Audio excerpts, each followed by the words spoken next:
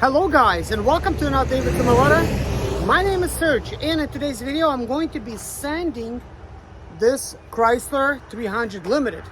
I'm only going to be sanding the two fenders and the entire left side, which is the driver's side, doors and quarter panel, upper and lower. So I'm going to be sanding it. This is the sander that I'm going to be using. This is actually a cobalt type of sander, and I'll be using 600 grit sandpaper, which is a size number 5, which fits this perfectly here. In case you guys wondering where to get this, I got this at Lowe's. They had this deal going on online where you buy 2 batteries with a charger, which costs 150 bucks, and you get this free, which is about the same type of price. So that was a no-brainer for me, so I went ahead and got it. But anyways, let me show you my setup and we'll keep going. So obviously here's my sander. I've ordered additional sanding disc from Amazon. This is from Harbor Tools, and these came with the sander itself. So it's a size, it's a 60 grit and a 220 grit. This one should have a variety of grits, I think. It doesn't say. It does have 120 pieces.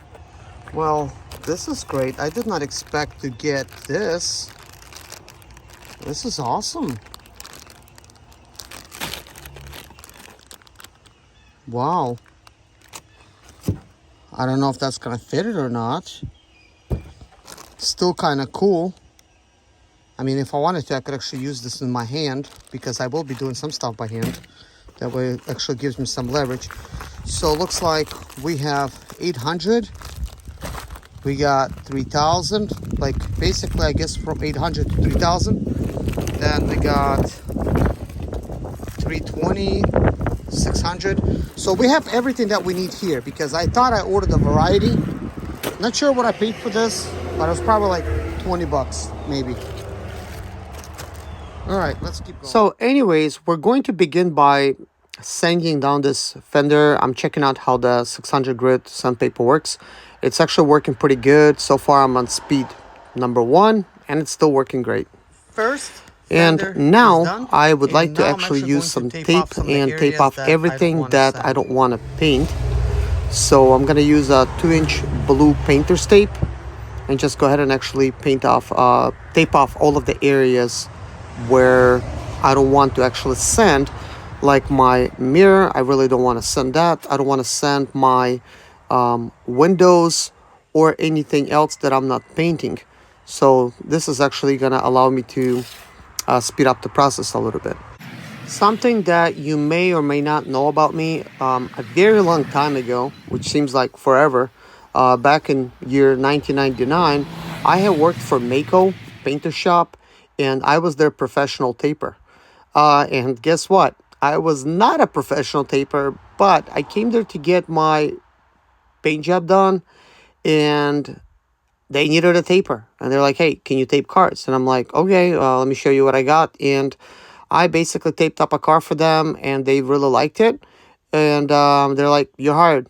So can't believe they were like paying like $8 an hour. That's it. A professional taper at that time was making $12 an hour, but I actually was taping 8 cars per day for them.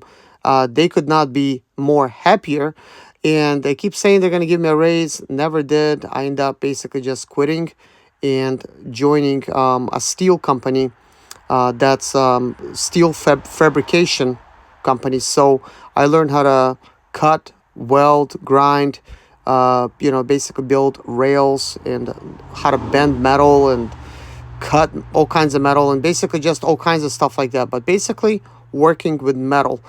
But either way, all of my jobs that I have done in the past have, taught me a thing or two about a thing or two. So I basically just go with the flow. But I still feel like I still have finger memory, where basically I know how to tape correctly.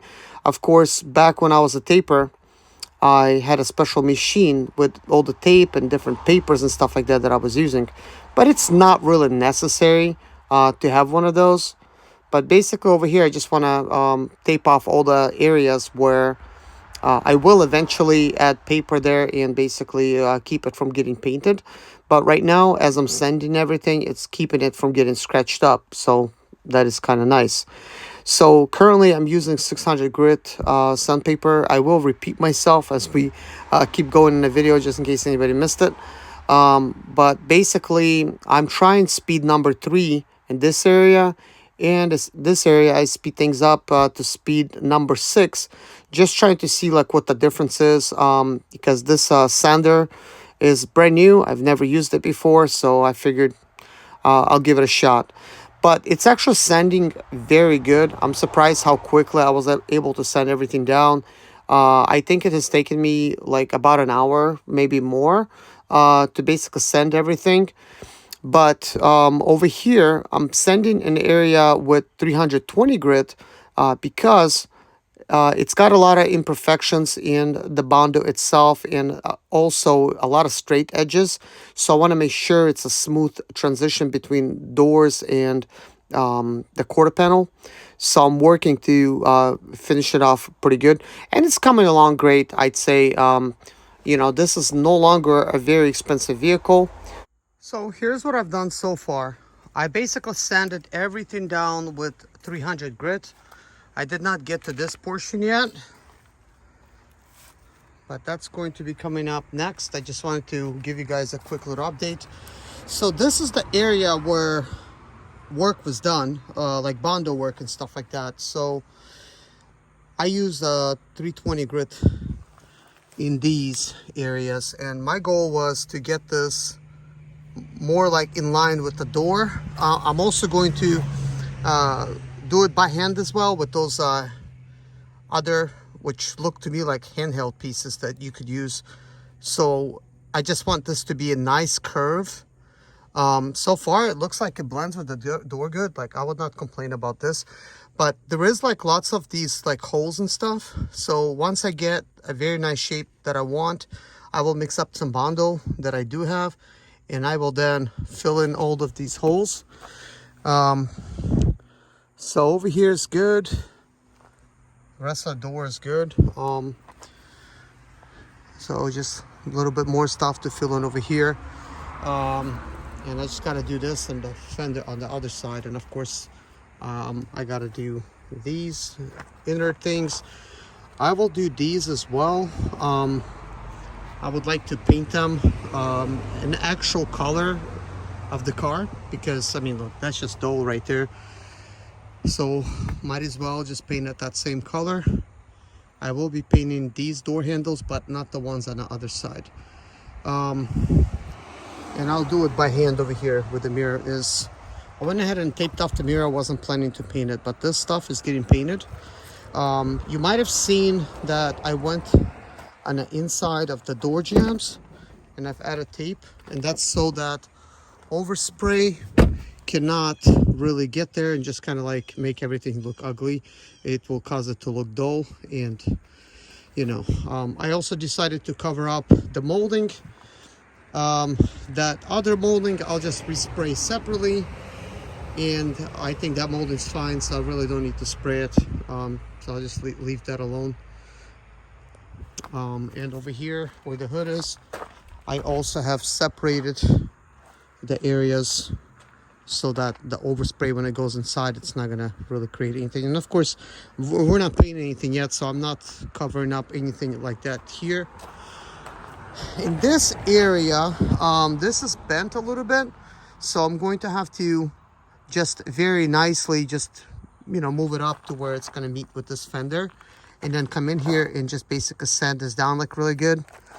And I'm gonna have to find a way to kind of like blend this, and you know, like once I paint it, I mean, it's not gonna be perfect, which kind of hate that because I would like everything to be perfect. I was trying to do like a whole line till here, but I don't know. I'm thinking I mean, this would be the least likely noticeable because it's kind of like right there where the curve is. And I chose that curve. But I don't know if I should choose just a smaller section, just maybe like more like a line over there, because that's really all it needs. Because that's going to be a lot less noticeable. And then maybe just buff it in that area and then hopefully blends in. So maybe I will not go through with this little thing, even though I think this is a good idea.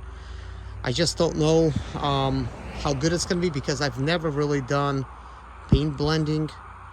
And this being a urethane single stage and this being a base coat clear coat, I think it's going to be very hard to match the color to where it's perfect. So maybe it's just best to straighten it out, put like some kind of line in here, like as close as possible, like this paint chipping, just like a line through here, like with a tape, and just work in that area because it's much better that that's there.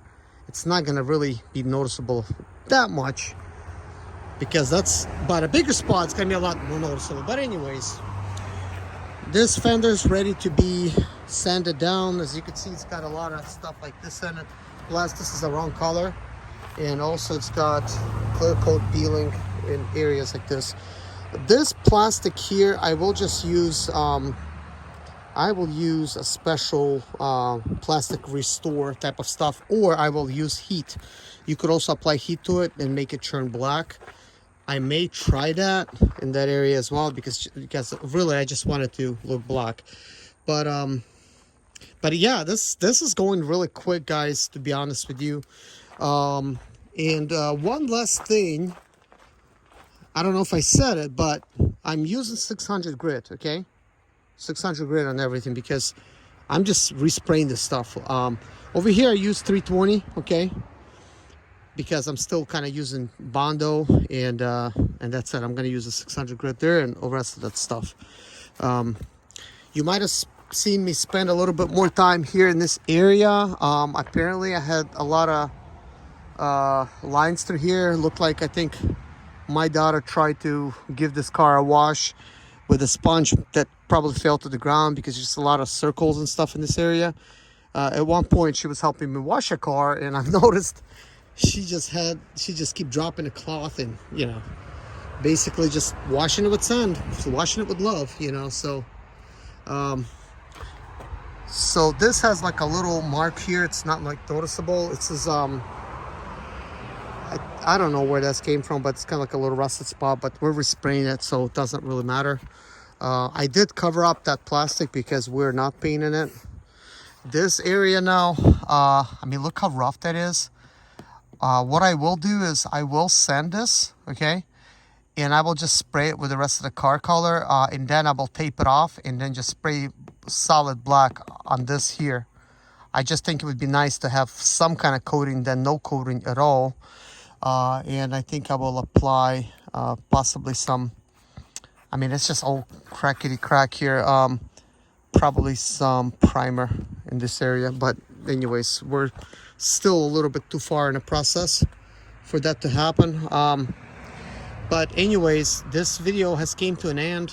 Tomorrow I will basically start painting this car. I don't think I really need to make a video anymore of me sanding. It's all self-explanatory. I mean, this car is just about ready for paint. So in the next video after this one, we will be painting some stuff. So, you know, so hopefully you guys subscribe to this project, and yeah, thank you. I appreciate you guys. See you in the next video. Bye-bye.